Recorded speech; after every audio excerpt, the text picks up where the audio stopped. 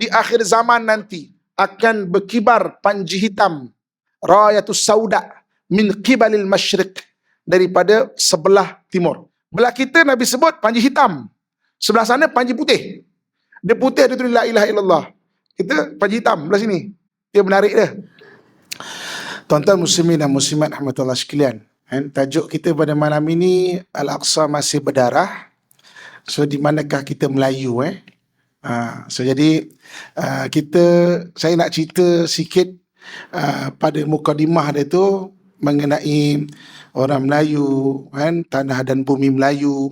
Nanti ujung kita dapat relate maknanya dengan ke Palestin sana dan ke bumi Al-Aqsa sana.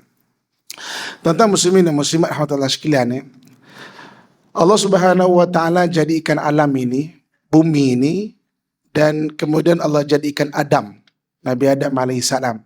Okay. Bila tarikh Nabi Adam turun, tak ada siapa yang dapat menjawab dia. Tapi kurang lebih mengikut ahli sirah, kurang lebih 8,000 tahun sebelum Masihi.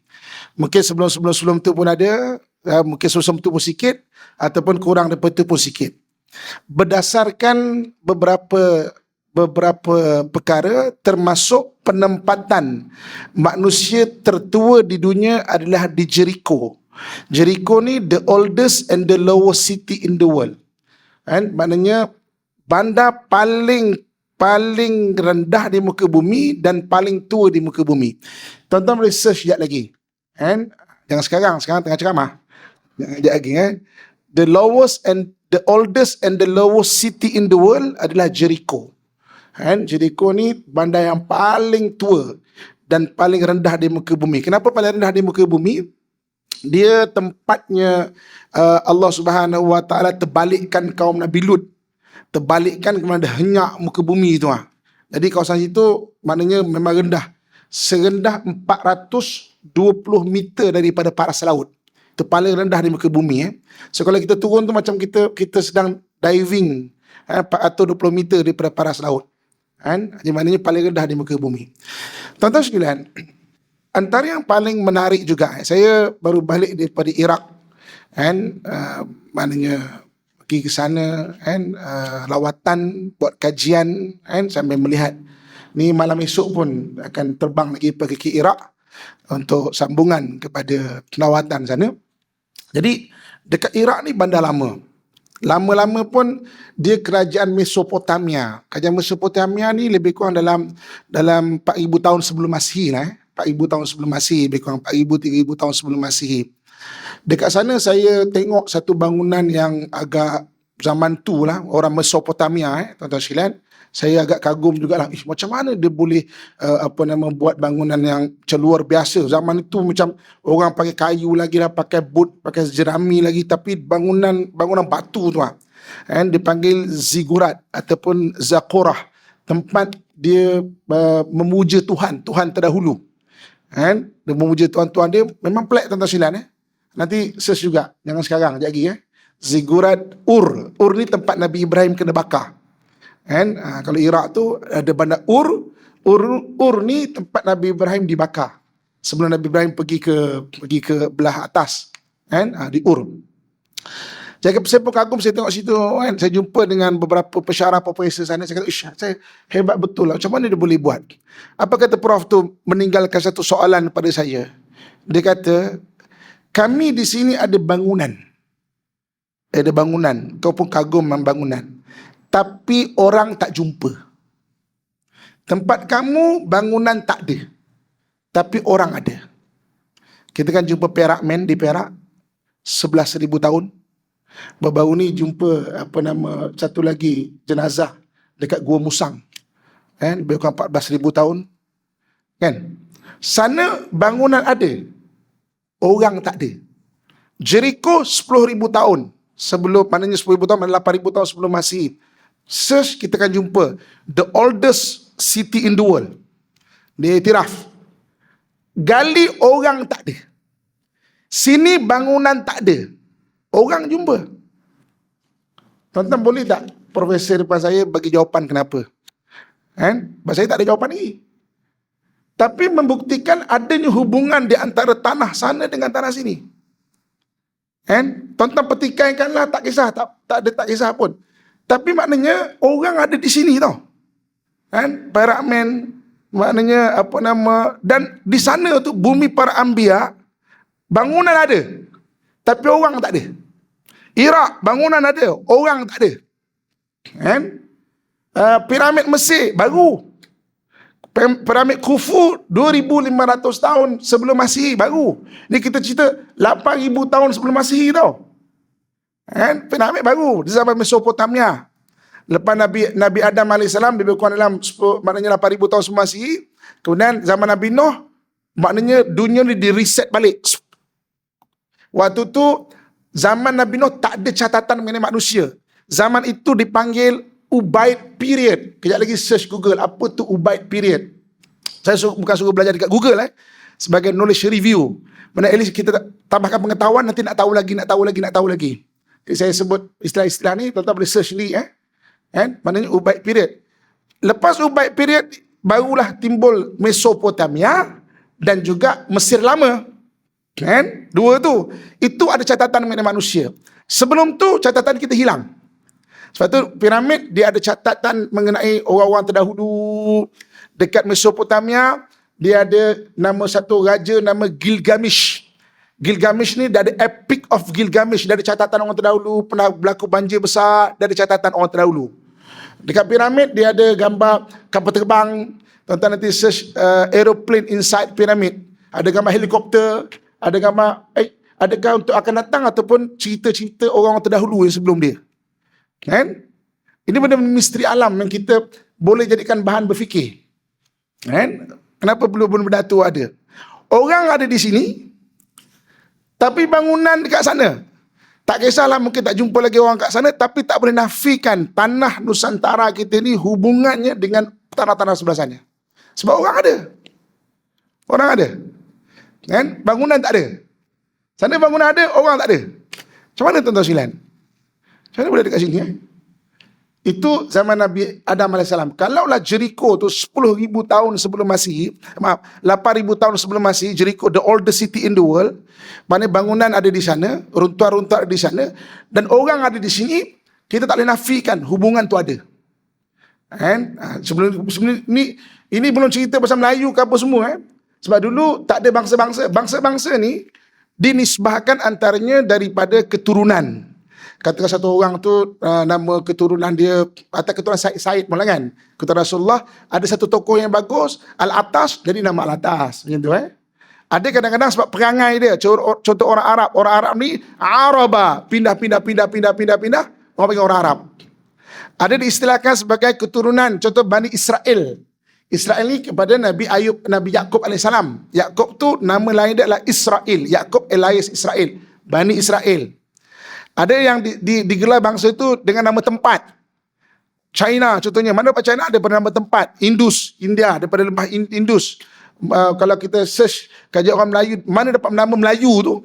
Daripada Himalaya dan sebab itu antara pandangan tuan-tuan boleh baca, knowledge review banyak kan. Bila banyak baca, barulah tahun depan saya datang lagi sedap saya ceramah. Jadi ada basic kan. Orang yang petikai ni dia tak ada basic. Kan? Sebab itu dalam hadis maknanya dalam kata-kata hikmah Arab pun disebut al-mar'u adu bima jahilah.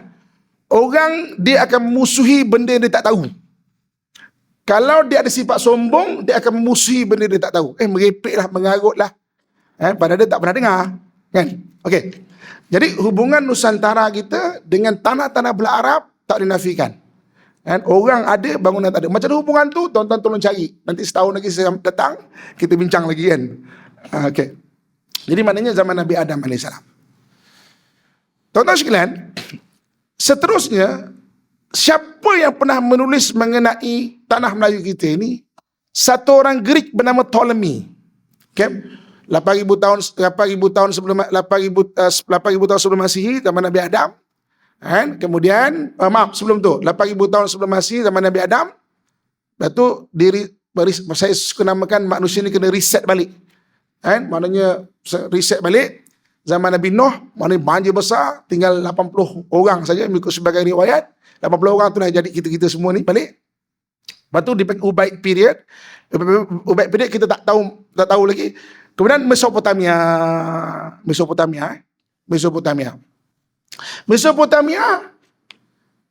Di situ ada seorang nabi namanya Nabi Ibrahim. Nabi Ibrahim ni lebih kurang 1800 ke 2000 tahun sebelum Masihi.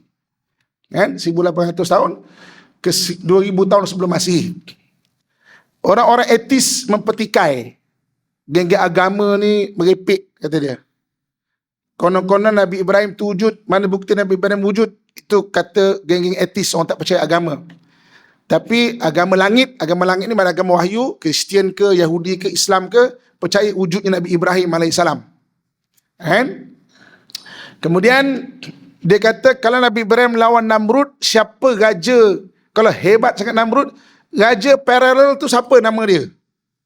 Kan? Ada yang kata Gilgamesh tu lah Namrud. Kan? Ada yang kata berbagai-bagai pandangan lah. Tuan-tuan nanti search siapa tu Gilgamesh. Kan? Tulis je, janji bunyi je. Kan? Nanti bos je. Dia punya nama, cara tulis secara rasmi dia adalah Gilgamesh, tapi mana tulis je, janji bunyi je. Nanti search siapa tu Gilgamesh. Jadi Nabi Ibrahim AS lahir di Ur. Dia tak percaya kepada orang yang menyembah patung, akhirnya berlawan dan bertentangan dengan satu orang bernama Namrud, kena bakar dia. Kan? Dan takdir Allah Subhanahu Wa Taala, api itu jadi sejuk. Kan? Maknanya Nabi Ibrahim tidak tersentuh di api. Kemudian keluar lepas 40 hari ikut sebagian sirah dengan selamat. Kan? Allah sebut kuni bardan wa salaman ala Ibrahim. Jadi kamu sejuk bagi Nabi Ibrahim. Kemudian Nabi Ibrahim daripada Ur. Ur ni bahagian paling selatan dekat Mesopotamia. Dia ada Ur, dia ada Babylon, dia ada Assyria belah atas. Nabi Ibrahim pun naik atas, meninggalkan Ur, lalu Babylon, lalu atas Assyria, nak pergi ke tamadun yang kedua besar adalah Mesir Lama. Kan? Di tengah-tengah antara Mesopotamia dengan Mesir itulah Jerusalem. Jerusalem. Jadi sekitar situ berkahwin dengan satu orang perempuan dipanggil nama Siti Sarah. Kemudian dia berulang daripada Jerusalem pergi ke Mesir. Pergi ke Mesir sebab Mesir kerajaan besar. Dia tak balik Mesopotamia dah. Dia pergi ke Mesir. Berulang ke Mesir, kahwin dengan satu orang perempuan lagi bernama Hajar. Hajar ni orang Mesir. Hajar Masriyah. Orang Mesir, dia agak bangga sebab ada dua orang perempuan yang menjadi isteri kepada dua orang Nabi. Satu isteri Nabi Ibrahim, iaitu Siti Hajar. Satu lagi isteri Nabi kita Muhammad SAW, iaitu Maryah Kibtiyah. Orang Mesir ada dua orang perempuan Mesir jadi dua orang isteri Nabi. Satu isteri Nabi, satu isteri Nabi kita Muhammad SAW. Okey. Jadi kemudian pendekkan cerita, dia berkahwin dengan satu orang lagi. Namanya Keturah. Ada khilaf. 3 pandangan daripada 3 agama, 3 ahli sejarah Yahudi, ahli sejarah Nasrani, ahli sejarah Islam. Kan? Stage pertama, Keturah ni wujud ke tak? Kita bahas dulu. Kan? Keturah wujud ke tak? Nanti insyaAllah saya akan bahas satu tajuk khas Keturah ni. Kalau orang dah bising-bising, ada orang kata merepek lah apa semua, saya akan bahas insyaAllah satu hari nanti. Saya tak kesempatan lagi. Ada yang kata Keturah itu tak wujud. Pandangan pertama. Ada berpendapat Keturah itulah nama lain bagi Siti Hajar. Dan pandangan ketiga, Keturah memang satu individu yang lain. Kalau ikut versi ahli kitab daripada Bani Israel, Keturah satu individu lain. Keturah bukan nama asal dia. Keturah bermaksud wangian. Kalau kita tengok zaman itu, tempat yang paling melahirkan wangian adalah bahagian-bahagian Nusantara. Tuan-tuan kaji mana tempat yang paling terbagus melahirkan gaharu. Gaharu tu dipakai orang Arab di sana. Tempat-tempat gaharu wangi. Keturah tu bukan nama dia, wangian. Kan? Daripada mana? Tuan-tuan tolong search nanti bukan sekarang nanti. Ini saya bagi idea dulu untuk kita berfikir je dulu. Saya tak cakap absolute berfikir. Kita jadikan faham berfikir. Kan? Berfikir baru kita nak baca. Baru nak mengkaji. Jadi keturah tu bukan nama asal dia. Dia nama wangian. Mengikut bahasa Hebrew, kathurah itu iaitu wangian. Kan? Maknanya, dan mengikut maknanya daripada ahli sejarah Nasrani. Ahli sejarah Nasrani, tuan-tuan nanti pergi ke Amazon. Kita sekarang boleh beli buku sendiri. Beli ke Amazon satu buku, Abraham and Keturah Go to East. And buku tu boleh beli online, baca. And jadi taklah kita cakap tanpa buku dan kita petikai pun tanpa buku. And go to East. Jadi anak-anak keturah ni Nabi Ibrahim suruh go to East. East mana? Pandang ulama banyak. Ada yang kata East tu memang akhirnya jadi bangsa Arab juga. Itu kan antara pandangan. Bukan absolute pandangan. Ada yang kata jadi orang Turki. Ada yang kata memang terus ke timur jauh. Ada yang kata maknanya bercampur dengan darah-darah Aryan. Aryan tu jadi darah Parsi. Okey. Kalau anda kata bercampur dengan darah-darah Parsi, maka ada satu tokoh namanya Zulkarnain. Zulkarnain ni dia ada khilaf. Ada yang kata the Alexander the Great, ada yang kata Cyrus the Great. Kalau Cyrus the Great orang Parsi. Kalau Alexander the Great, dia orang Makedonia. Makedonia maknanya orang 300 tahun sebelum Masihi. Cyrus the Great 500 tahun sebelum Masihi. Kalau Cyrus the Great itulah Zulkarnain dalam kitab Sulalatus Saditin menyebut bahawa antara keturunan raja-raja Melayu daripada Zulkarnain. Itu pun pandangan Tuan Sri Lanang. Tak betul tak kajilah tuan-tuan sekalian. Tapi paling kurang ada catatan itu. Jadi ada setengah-setengah ustaz kata, oh kita keturunan keturah. Saya tak rasa seluruh kita keturunan keturah. Macam keturunan Nabi lah. Tak semua orang kat Nusantara ni keturunan Said. Tapi ada antara kelompok-kelompok tu keturunan daripada Said. Dari keturunan Nabi. Jadi kalau nak kata seluruh orang Melayu keturunan keturah pun saya tak terima. Tapi ada antara kita ni yang berdarah-berdarah keturah. Kalaulah betul go to East tu. Tuan-tuan cari buku tu beli kat Amazon. Amazon ada jual. Abraham and Keturah Go to East. Nanti tuan-tuan baca. Tahun depan saya datang, syok kita bincang kan. Taklah cakap, Ustaz ni apa kepek tak ada dengar pun kan. Okey. Jadi itu zaman Ibrahim 1800 tahun sebelum Masihi. Okey. Kemudian nama Nusantara ni disebut, yang moden dia bila? Yang moden 200 tahun 200 Masihi. 200 Masihi ini satu orang ahli sains namanya Ptolemy. Tuan-tuan ingat nama ni Ptolemy, nanti tulis Ptolemy. Ptolemy ni yang tulis mengenai semenanjung tanah Melayu. Dia sebut nama semenanjung tanah Melayu itu sebagai Aurera Cresani. Aurera Cresani. Dia tulis. Dia kata tempat kita ni tempat yang paling banyak emas dan juga galian-galian. Sekarang pun benda rupanya betul. Ptolemy mana dia tahu kita berpelik. Kita jumpa re'es kan dekat Kedah baru ni sibuk REE lah. Maknanya galian-galian pelik. Dekat Gua Musang 3 bilion harga re'es kita kat Pahang dan sebagainya. Ptolemy sebut dan Ptolemy sebut lebih spesifik sebagai emas Aurera Cresani. Itu kurun kedua.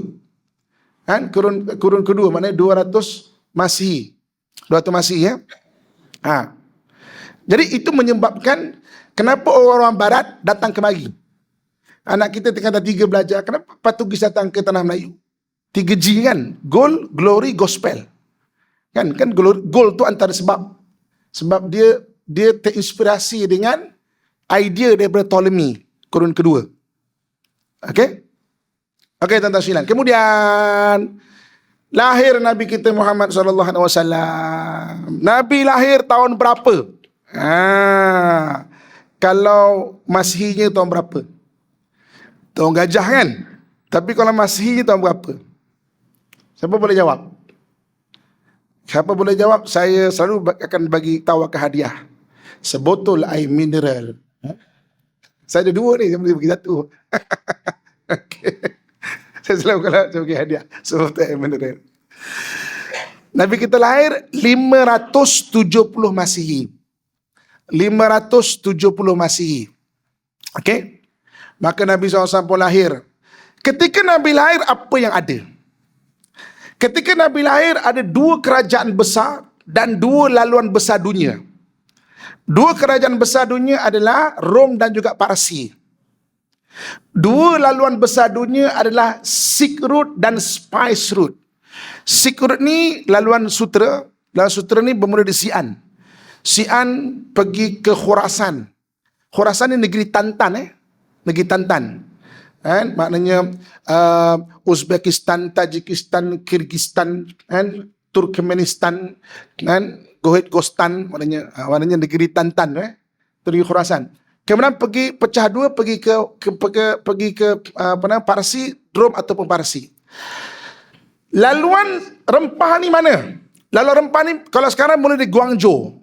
Guangzhou dia lalu semenanjung tanah Melayu ni, Selat Melaka ni. Selat Melaka ni sampai sekarang menjadi laluan penting kapal tau. Setahun tak kurang dari 90,000 kapal sampai sekarang tau. Dulu kalau orang nak berdagang ni, dia terpaksa melalui semenanjung tanah Melayu lebih kurang 1,400 km. Daripada China tu dia pusing lalu Selat Melaka ni. Kalau dia tak nak lalu Selat Melaka, dia akan lalu dekat satu kerajaan dipanggil kerajaan, kalau Cina panggil Lang Suyur. Lang Suyur ke? Bukan. Langkasuka. Langkasuka ni sekarang Patani. Dekat situ ada segenting kera. Segenting kera ni maknanya tanah yang paling lebih kurang 40 km lah. 40 km panjang dia. Dia akan parking kapal, tarik barang-barang pakai gajah, pergi seberang sana, sewa kapal lain pergi. Itu kalau nak jimat 1,400 km. Kalau nak pakai kapal sama, kena pusing semenanjung tanah Melayu ni. Kemudian pecah dua, Rom dan juga Parsi. Di zaman Nabi lahir itu ada dua laluan besar dunia dan ada dua kerajaan besar dunia, Rom dan Parsi, dan juga laluan sutera dan laluan rempah. Jadi Nabi pun lahir 570 Masihi. So apa yang ada waktu tu? Maknanya dua kerajaan besar dunia dan dua laluan besar dunia. Jadi laluan besar dunia ni adalah kerajaan kecil-kecil tapi tak terkenal sangat lah. Dan kita termasuk laluan rempah. Rempah sangat penting tau. Rempah ni bukan saja untuk makanan. Rempah-rempah ni antibody sangat bagus. Rempah-rempah ni untuk merawat luka. Dulu perang-perang kan. Maknanya luka. Saya pergi ke Patani kan, dekat Museum Naratiwat Patani ada manuskrip orang Melayu kita. Orang ilmu menyusun usus. Kalau dia perang, perut terburai, sebelum cantum disusun usus dulu. Manuskrip Melayu lama kita. Tuan-tuan boleh pergi museum manuskrip Museum Al-Quran dekat Naratiwat. Banyak manuskrip Melayu yang pelik-pelik yang tak sempat British angkut. Saya bawa balik daripada Lingga, digitalize kan manuskrip Melayu daripada Lingga. Beribu buku tuan-tuan. Manuskrip Melayu kita ni. Yang sebelum tanah Melayu dah habis kena angkut dengan British. Lebih 20,000 dekat Leiden lah, dekat British Museum lah dan sebagainya. Saya pernah mengajar dekat Rusia kan. Dekat Rusia ada 13 manuskrip Melayu yang tak dekat mana-mana tempat. Dekat St. Petersburg di Rusia. Antaranya undang-undang bertulis bangsa kita Melayu. Masalah kata apa kita? Orang Melayu ni leceh lah, apalah, lekeh lah, tak ada tamadun lah dan sebagainya. Undang-undang bertulis bangsa kita Melayu. Sebelum wujudnya tulisan Jawi, sebelum kedatangan Islam, kalau satu bangsa dah ada tulisan dia, bangsa tu maju dah tuan-tuan sekalian. Dan satu bangsa tu dah ada undang-undang bertulis, bangsa tu maju dah tuan-tuan sekalian. Tapi kenapa kita tak tahu? Kenapa dekat St. Petersburg di Rusia? Saya tengah buat PhD, masih lagi diajar orang Melayu hanya ada undang-undang bertulis ketika kedatangan Islam. Itu pun dia kata kurun ke-12, kurun ke-11, lambat. Saya jumpa. Tuan-tuan kejap lagi search Ustaz Amin manuskrip dari Rusia. Dulu zaman blog, saya gaji nulis blog. Saya ada kongsi gambar-gambar, saya ada kongsikan. Ustaz Amin manuskrip dari Rusia. Tuan-tuan boleh tengok undang-undang bertulis bangsa kita Melayu. Tulisan Sanskrit. Jadi orang Melayu kita ni dia bukan lekeh-lekeh tau. Sekarang ni muncul memang banyak orang boleh kongsi, maknanya media, sosial media banyak kita keluar maknanya pasal rahsia-rahsia orang Melayu yang disembunyikan dan sebagainya, kan? Okey. Jadi zaman Nabi SAW 570 Masihi. Okey. Jadi Nabi dapat wahyu 610 Masihi. 610 Masihi dapat wahyu. Maka Nabi SAW mengajarkan agama Islam ni, kan? Balighu anni walau ayah, sampaikan kepada aku walaupun sepotong ayat, kan? Maka berkembang. Rasulullah wafat 632 Masihi.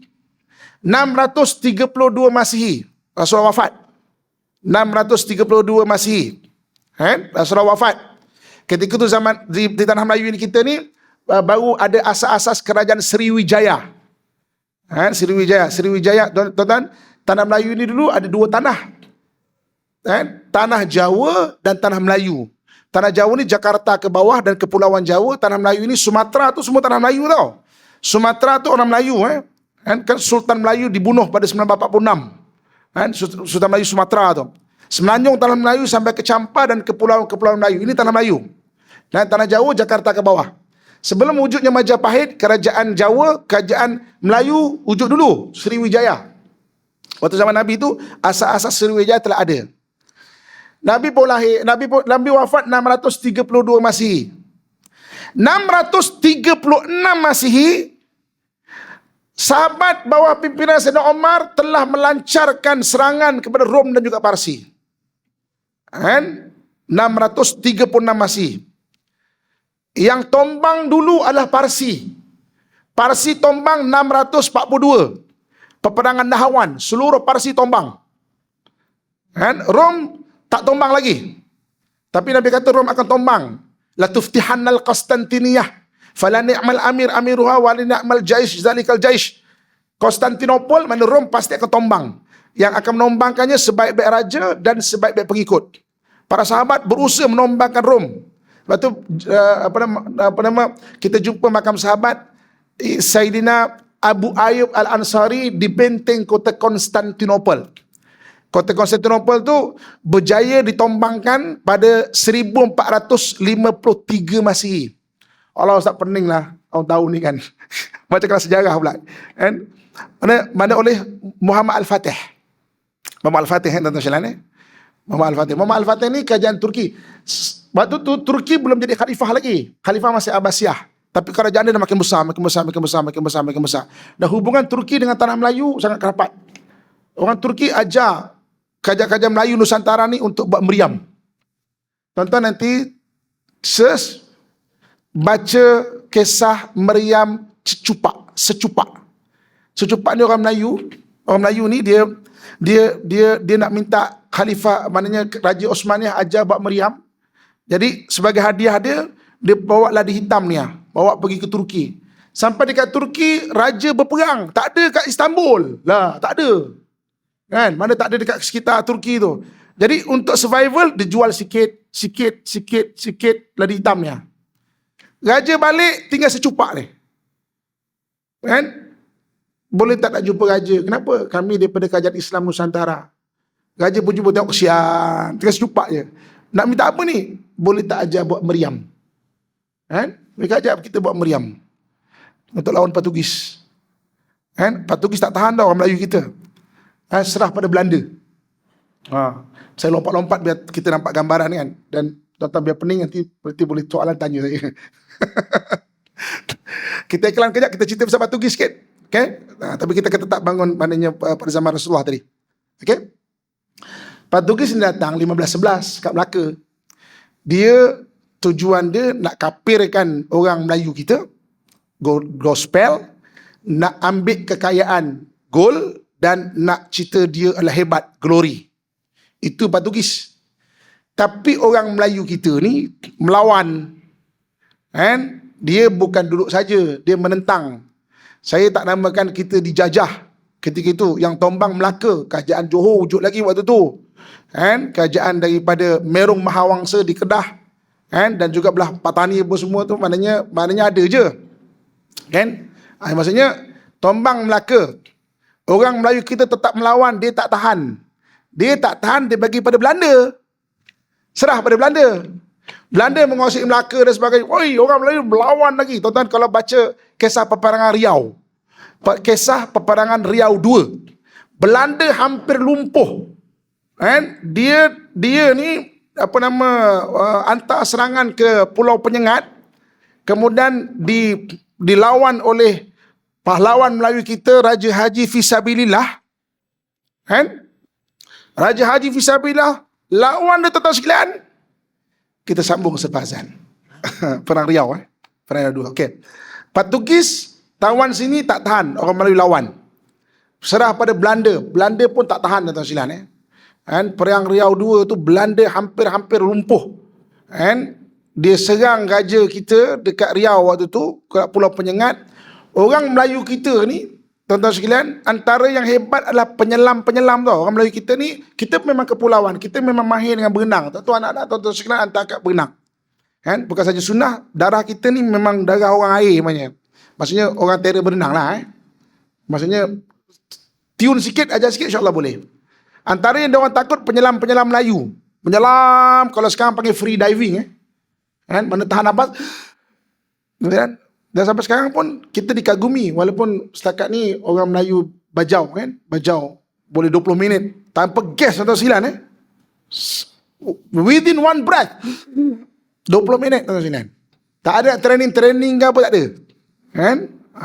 Antara yang dia takut adalah penyelam-penyelam Melayu kita. Sebab kita menyelam, tebuk kapal Belanda ni. Tenggelam.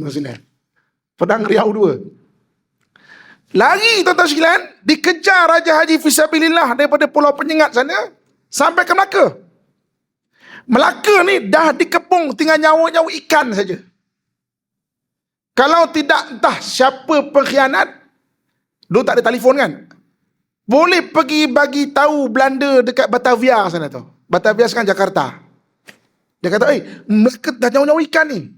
Maka diam-diam datang, ambush Raja Haji Fisabilillah di Teluk Ketapang kat Melaka. Itu syahid kat Teluk Ketapang tu. Sebab tu kan tangan kanan dia pegang badik dan dia sedang baca kitab Dalailil Akhirat. Waktu subuh kena ambush. Syahid kat sana tu. Kan? Belanda tak tahan. Tuan-tuan sekalian, kemudian kurun ke-18 dekat Perancis sana ada satu orang tokoh namanya Napoleon Bonaparte. Napoleon Bonaparte pergi tawan Belanda. Belanda dah tak ada negara. Belanda tak ada negara. Raja Belanda William lari pergi British. Jadi jajahan Belanda di seberang laut macam mana? Jajahan Belanda seberang laut macam mana? Maka William kata, British kau ambil lah. Itulah British atas tanah Melayu. Sebab Belanda tak ada negara. Kan? Jadi Perancis cuba datang, tapi British ambil alih. Itulah British tak datang. Kan? British datang kat sini, dia kata, wah, bukan main, patutlah korang bukan main lagi ada kat sini kan. Banyak reta sini rupanya. Kan? Oh, dia shock dia ambil. Daripada tanah Jawa, daripada tanah Melayu, dia angkut. Napoleon Bonaparte kalah dekat Perancis. Kalah, bagi balik negara Belanda. So Belanda ada negara balik. Jadi Belanda sudah minta pada British balik. Bagi kat balik. Negara aku seberang laut.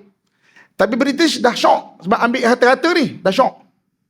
Kan? Jadi diserah pada Belanda. Diam-diam British buat perjanjian dengan raja-raja tanah Melayu. Maka Belanda marah. Kau apa hal? Kan? Buat perjanjian pula.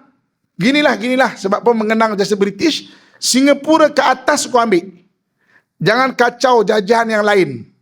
Hingga ke Pulau Riau, Sumatera, Pulau Jawa semua ni, itu aku punya. Itulah berlaku perjanjian Anglo-Dutch 1824. And diserahkan British semua, tanah Melayu ni kepada British. Kemudian yang lain Belanda ambil. Itu terpecahnya.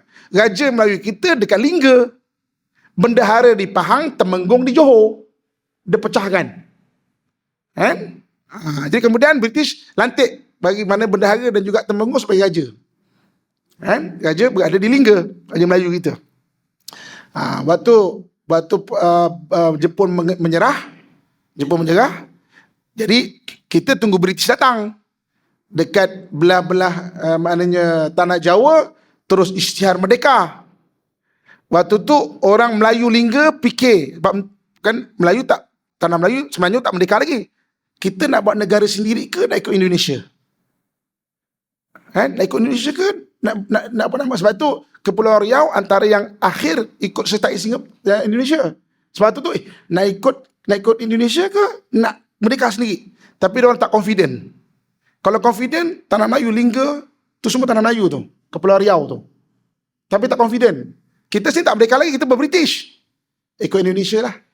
Itulah bermulanya, berakhirnya kerajaan Melayu Lingga tu. Masih ada belah kita lah. Begitu.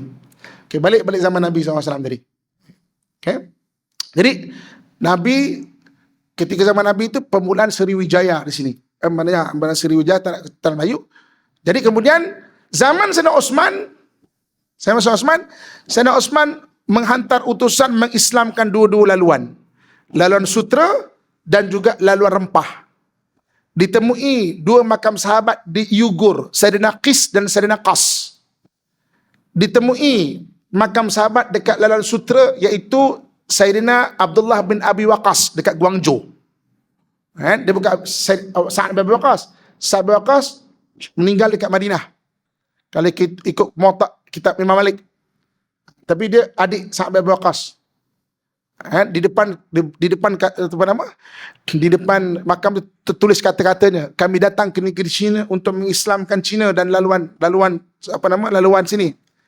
Kami tidak akan pulang lagi ke negara Arab. Satu antara dua pasti akan berlaku. Sama ada kami syahid di bumi China atau Islam tersebar di bumi China.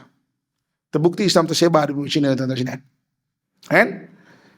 Kemudian kita kena tipu dengan British yang ke buku-buku kita. Macam mana India laluan sutra boleh Islam, Goa boleh Islam, China boleh Islam, tengah-tengah ni missing. Tak Islam tengah-tengah ni. Kan mustahil, tuan-tuan. Ikut sejarah pun mustahil. India boleh Islam, Goa, laluan sutra, laluan rempah. China boleh Islam. Tiba-tiba tengah ni tak ada. Kau dapat Islam kurang ke 12. Kan mustahil tu. Kan mustahil, tuan-tuan. Jadi maknanya diislamkan. Dan ketika zaman Nabi SAW, Nabi ada menyebut di akhir zaman nanti yang akan menyemarakkan Islam daripada sebelah timur. Oleh kerana hadis disebut daripada Madinah, timur Madinah mana? Wallahu alam. Mungkin India, mungkin Pakistan sekarang, mungkin Nusantara kita ni, mungkin China. Sebab itu para sahabat mengislamkan bangsa-bangsa timur. Dia bukan saja Islam berdagang tu. Dia purpose ni sebab Nabi sebut akan berkibar panji hitam rayatus sauda min qibalil masyriq, daripada sebelah timur. Daripada laluan sutra ni dipanggil negara-negara Khurasan. Negara Khurasan juga ada panji-panji dia. Saya baru balik Afghanistan dalam kajian sejarah, tuan-tuan sekalian. Dekat sana mereka dah kimbarkan panji-panji putih. Belah kita Nabi sebut panji hitam. Sebelah sana panji putih. Dia putih, dia tulis la ilaha illallah. Kita panji hitam belah sini. Dia menarik dia. Itu akhir zaman. Sebab tu mereka mengislamkan panji-panji belah mana bangsa-bangsa timur ni. Antaranya kita lah, alhamdulillah kita dapat Islam. Kenapa, tuan-tuan sekalian? Kerana besok peperangan akhir zaman antara orang beriman penyembah Allah dan juga penyembah syaitan yang dipimpin oleh Dajjal akan berakhir dekat Palestin itu. Barulah kita masuk tajuk kita. Tadi tu mukadimah aja baru semua. Baru masuk tajuk kita. Ni baru masuk. Kaitan Melayu dengan Palestin sana. Masuk. Ini tuan-tuan nampak kenapa kan? Kenapa why? Kenapa? Tuan-tuan sekalian Jadi muslimin dan muslimat rahmatullah sekalian. Jadi kalau nak cerita kaitan orang Melayu kita ni dengan bahagian Palestin, memang saya dah cerita tadi lah. Jenazah yang ditemui kan. Bab keturah saya tak bincang maknanya detail lagi, insya-Allah. Saya tak sempat lagi nak betul-betul bahas dia kan. Agak sibuk kan. Banyak ustaz-ustaz yang dah bincang, ada prof dah bincang, tapi kesian kena hentam sebab maknanya buku-buku dia tak cerita lagi. Mungkin belum lagi lah. Saya dah standby semua tapi tak sempat nak cerita. Itu belum lagi kisah orang yang antara membawa orang Melayu kita ni pergi ke Aqsa yang terkenal adalah Sunan Kudus. Sunan Kudus ni dia gelaran Kudus. Kenapa dia gelar Sunan Kudus? Sebab dia membawa orang ke Al-Quds. Kan? Masjid dia, madrasah dia dan juga rumah dia batu asas daripada Masjid Al-Aqsa, Al-Quds. Kan? Sunan Kudus. Kan? Bangsa Jawa memang rapat dengan bangsa Melayu, tuan-tuan sekalian. Dia kan tanah Jawa, tanah Melayu kan. Tuan-tuan sekalian, antara orang Melayu dengan orang Jawa, orang Melayu dapat Islam dulu. Kan? Dan kemudian Jawa Islam dah juga, tapi maksudnya tak sebanyak, sebab orang Melayu dah ada kajak-kajak Melayu. Melaka, Aceh, Filipina dan sebagainya, itu semua kepulauan Melayu kan. Jadi awal kurun ke-15, kerajaan Uthmaniyah, pada tu belum khalifah lagi raja, dia utuskan 3 orang pendakwah besar tengok perkembangan Islam di laluan rempah ni. Kan? Kemudian dia kata balik 3 orang ni bagi satu, maknanya nak senang bahawa report lah, macam report kan. Syekh Maulana Ibrahim, Maulana Ishaq dengan satu orang lagi, bahawa tanah Melayu ni banyak settle. Yang belum settle adalah tanah Jawa, sebab wujudnya kerajaan Hindu Majapahit. Kan? Jadi dihantar 9 pendakwah awal pergi ke tanah Jawa. Belum Wali Songo lagi. Kan? Antaranya tuan-tuan nanti search nama Syekh Shubakir. Syekh Shubakir itu antara 9 yang awal. Kan? Dia kata, kawan-kawan kami syahid di Timur Tengah dengan pedang. Kami pendakwah di sini syahid dengan sihir. Syekh Shubakir itu terkenal dengan melawan sihir. Dia bersihkan dulu. Barulah sihir-sihir telah bersih, datang 9 orang pendakwah gelombang kedua, dipanggil Wali Songo. Baru 9 orang pendakwah kedua. Kan? Dan tuan-tuan sekalian, mereka 9 orang ni berusaha mengislamkan tanah Jawa. Sunan Ampel dengan pergi ke mana raja-raja, keluarga diraja. Sunan Kalijaga dengan kemasyarakatan. Kan? Sunan Gunung Jati dengan panglima perang dia. Sunan Gresik dengan dakwah orang-orang laut. Kan? Dia punya kemuncak mana? Dia punya kemuncak akhirnya berjaya mewujudkan kerajaan Demak, mengalahkan kerajaan Majapahit. Islamlah satu Nusantara, mana tanah Jawa dan tanah Melayu. Kan? Sebab itu tuan-tuan sekalian, Sultan pertama digelar Al-Fatah. Kalau di bahagian Timur Tengah sana, bahagian belah sana, dia ada Muhammad Al-Fatih sebab mengislamkan Konstantinopel. Sini ada Al-Fatah sebab mengislamkan kerajaan Hindu Majapahit. Kita ada Al-Fatah tau. Kita tahu itu lebih kurang satu zaman tu, lebih kurang. Al-Fatah dengan Al-Fatih lebih kurang satu zaman. Sana gelaran Al-Fatih, sini Al-Fatah. Melaka Tombang 1511. Kan, kerajaan Demak antara yang bantu Melaka lawan Portugis. Sebab tu kan ada pantun kan. Jika roboh kota Melaka, papan di Jawa kami sorongkan. Jika sungguh bagai dikata, jiwa dan raga kami korbankan. Kan? Sultan kedua Demak, Sultan Pati Yunus, syahid dekat Melaka lawan Portugis. Kan? Nanti tulis Sultan Pati Yunus, cuba cari sejarah dia. Kan? Sebab itu Hang Tuah kata takkan Melayu hilang di dunia. Kan? Dia ada sambungan dia, tapi tak ramai orang tahu. Saya beritahu malam ni. Selagi Jawa ada di belakang.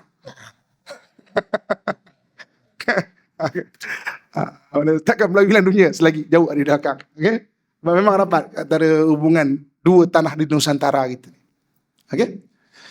Jadi tuan-tuan sekalian, besok dekat akhir zaman akan berlaku satu peperangan besar. Ada 3 figura penting. Figura ni maknanya tokoh penting. 1 Imam Mahdi, 1 Dajjal, 1 Nabi Isa. Gelombang pertama adalah keluarnya zahir Imam Mahdi.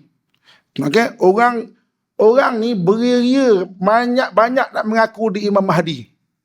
Imam Mahdi ni bukan satu jawatan yang cool tau. Macam aku Imam Mahdi man, come on Dia bukan satu jawatan yang cool. Dia tanggungjawab berat. Gelombang pertama, dia kena perangi raja-raja yang teruk ni lah. Raja-raja Islam yang teruk untuk tunduk kat dia. Bukan senang tau. Nak perang Raja Saudi dengan Syria, dengan Jordan. Kan senang tau. Kan? Saya pun kan, kenapa orang suka ngaku Imam Mahdi? Kan? Macam cool lah, macam Imam Mahdi man. Macam tu kan. Padahal berat tanggungjawab tu. Gelombang kedua, kena berperang dengan negara-negara kafir. Lagi susah. Kalau negara kafir sekarang mana? Amerika, Rusia. Kan senang ke? Susah tu. Menang. Dan menang-menang lebih kurang 7 tahun, datang satu orang bernama Dajjal. Dajjal ni gelarannya Al-Masih. Dalam dunia ni ada 2 orang saja gelaran Al-Masih. Satu Dajjal, satu lagi Nabi Isa. Sebab apa? Dua-dua ni Allah bagi kelebihan yang sama. Nabi Isa boleh turunkan hidangan di langit, Dajjal boleh turunkan hidangan di langit. Nabi Isa boleh hidupkan orang mati, Dajjal boleh hidupkan orang mati. Nabi Isa boleh ubat penyakit pelik, Dajjal boleh ubat penyakit pelik. Sebab tu waktu Dajjal keluar, Nabi sebut jangan kamu berharap untuk jumpa dengan dia. Jangan. Bertembung, tawakal pada Allah. Tapi jangan, aku kuat iman, mana pergi, jangan. Fitrah dia besar. Besar fitrah dia. Katakan dia datang kat ibu-ibu akak kan. Dia kata, Kak, saya nak jadi kakak muda umur 17 tahun. Kakak ni berdengkuk lutut sakit Okey, tak apa. Saya bagi lutut 17 tahun, pinggang macam 17 tahun, cantik macam 17 tahun. Ya, kejal. Ya, cik. Betul. Betul, cik. Cik tak percaya? Ya, kejal. Kau jangan main jal. Betul. Peling. Sehat macam 17 tahun. Susah tu. Susah. Lepas tu Nabi kata, jangan harap untuk berjumpa. Kuat mana iman kita, belum tentu kita tahan. Waktu tu tuan-tuan sekalian, Dajjal keluar. Ketika Dajjal keluar, ahli kitab akan bersama orang beriman masuk Islam. Sebab ahli kitab dia tak akan sembah syaitan. Yang akan bersama-sama orang yang tidak menyembah Allah Subhanahu Wa Taala. Ahli kitab akan bersama orang Islam. Waktu tu susah. Tapi susah pun tak lama, 40 hari je. Tapi 40 hari tu rasa lama. Satu hari pertama rasa setahun. 2 hari pertama, maknanya hari kedua rasa sebulan. Hari ketiga rasa seminggu. Barulah sehari begitu. Kemudian Allah Subhanahu Wa Taala turunkan Nabi Isa. Ini 3 figura penting. Lepas tu Nabi Isa. Nabi Isa memimpin umat Islam. Nabi Isa turun daripada Manaratul Baida. Menara putih. Jadi ketika itu Imam Mahdi pun dah macam tak mampu nak kawal. Siapa bersama Imam Mahdi? Dia dan juga ahli-ahli yang bersama-sama dia daripada Panji Hitam, daripada timur. Tuan-tuan tak boleh nafikan tuan-tuan anak timur. Tuan-tuan suka ke tak suka tuan-tuan anak timur? Kita ni anak timur. Adakah kita kata wallahu alam, tapi kita anak timur. Kita kena faham benda tu. Jadi ketika itu bergabung Nabi Isa, Imam Mahdi dan orang-orang bersama-sama ni berjuang lawan. Dan ketika itu peperangan sengit. Kita baca sebab happy ending dia. Sebab dah kalah lah tu, kena bunuh happy ending. Tapi dua-dua tu mempunyai kelebihan yang sama-sama kuat. Siapa yang menang? Yang menang yang dibantu oleh Allah Subhanahu Wa Taala. Dia bukan sebab Nabi Isa tu, tapi yang dibantu. Peperangan tu sangat. Dajjal bukan kaleng-kaleng juga tau. Kelebihan dia. Lepas tu peperangan sangat. Banyak yang syahid. Wayuqtalu Dajjal, dan Dajjal dibunuh di Babun Lud, di pintu kota Lud. Kota Lud ni 15 km daripada Tal Abib. Orang Yahudi ni dia percaya tau. Orang Yahudi ni tuan-tuan sekalian, oleh kerana banyaknya Nabi-Nabi diutus daripada bangsa Bani Israel, nature percaya benda gaib tu memang banyak kat dia. Sampai dia khurafat. Dia terlalu khurafat. Dia paling khurafat daripada mana-mana bangsa di dunia. Badan dia penuh tangkal tau. Dulu kan era Sharon kan koma 5 tahun.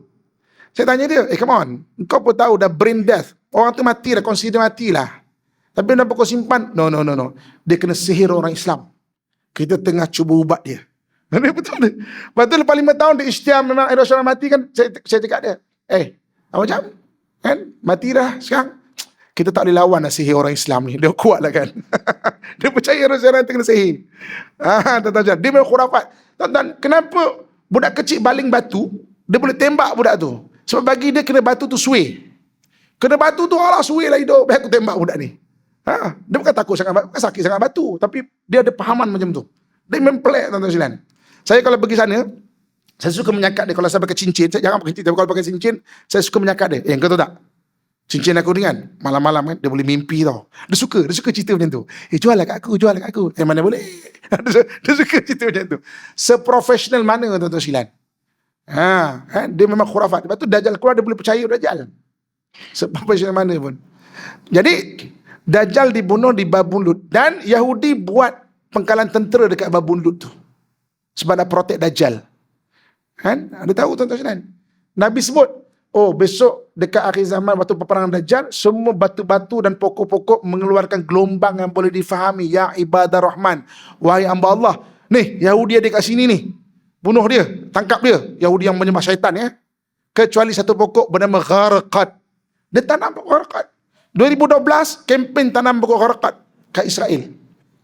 Gharqad kan. Kita jangan tanam pokok Gharqad dekat Putra Haid ya. Nanti Yahudi menyorok bagi kita.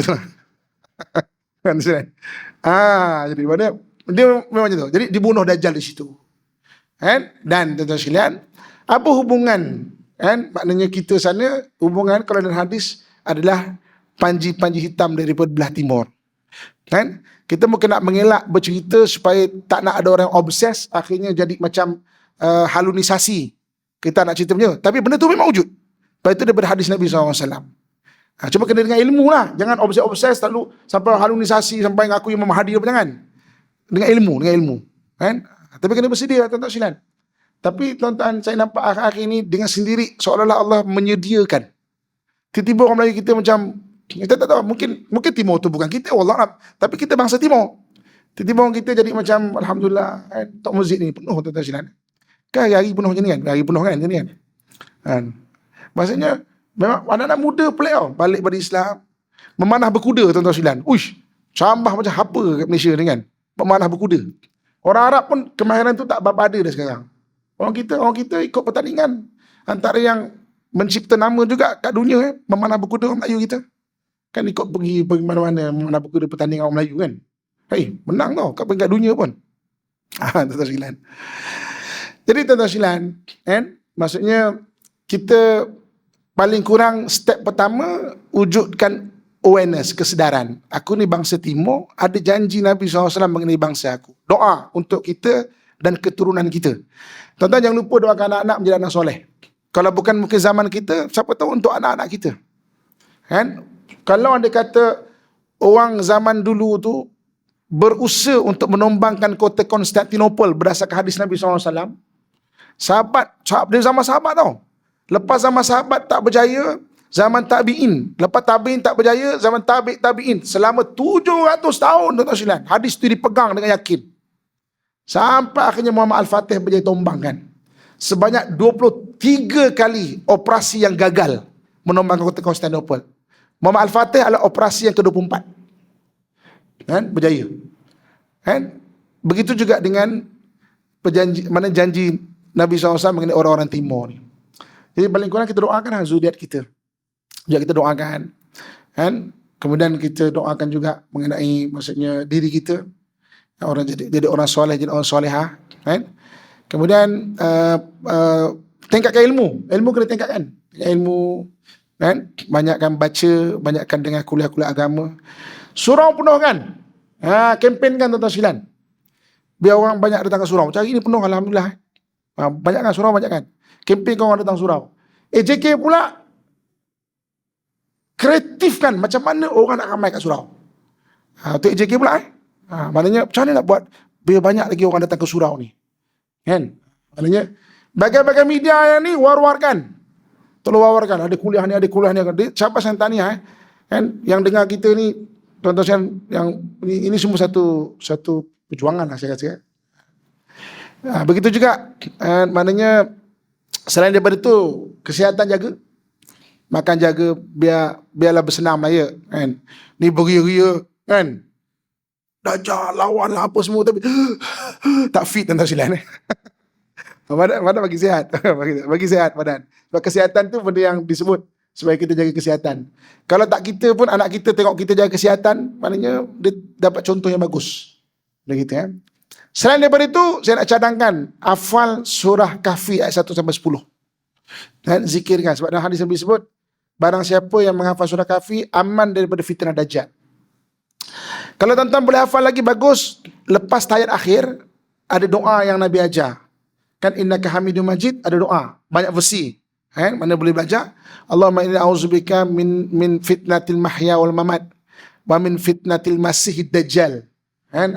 Baca doa tu, baca doa tu pendek je. Lepas tayat akhir, lepas selawat Ibrahimiyah tu. Dan yang terakhir tuan-tuan sekalian, dalam bab Palestin ni kita doa. Doakan, jangan lupa dalam doa kita. Kalau boleh bantu, mampu dengan kewangan, bantu dengan kewangan. Tak mampu dengan doa. Orang kita ni tuan-tuan sekalian, saya sebagai penutup dia, saya nak cerita ya. Ini fakta tau, bukan kita psycho sikit kata orang kita hebat ke apa semua kan. Okey. Orang Arab ni dia terkenal dengan orang khianat.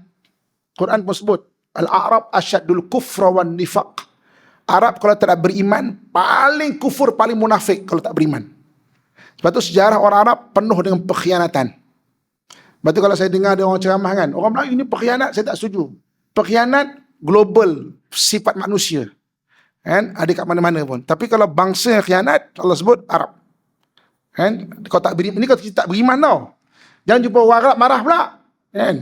Kau kan munafik kan, jangan. Maknanya dia kau tak beriman. Orang Yahudi terkenal dengan pengecut.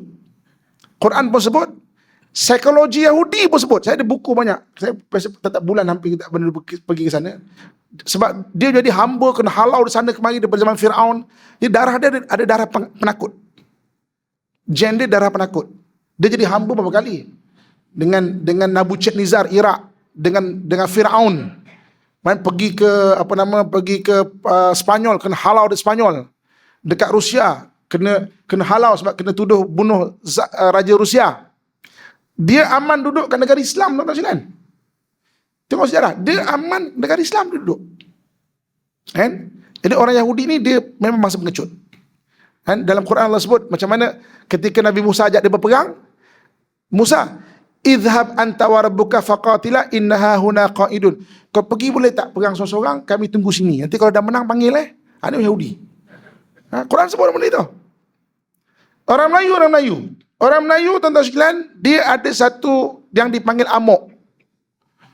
Amok ni satu stage, orang Melayu tak agak-agak, tapi satu stage dia nekat. Wah, tuan-tuan sekalian. Amok ni bukan mengamuk yang bini kita mengamuk maling pinggan, bukan. Itu mengamuk.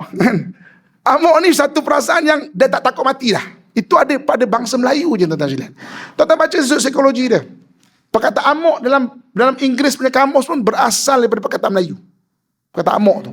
Orang Melayu kita kata agak-agak, sengit-sengit, tolak ansur, apa semua kan. Tapi sampai satu stage, jangan. Sampai satu stage, dia tak kira dah. Itu ada pada darah orang Melayu. Ini bukan kita, sebab kita orang Melayu, kita bercerita, kita tak. Itu fakta, tuan-tuan sekalian. Itu diakui oleh psikologi. Kat dunia pun akui benda tu. Jadi orang kita dia tak, sebab tu orang Melayu ni kalau dipimpin dengan orang yang betul, dia menjadi hebat.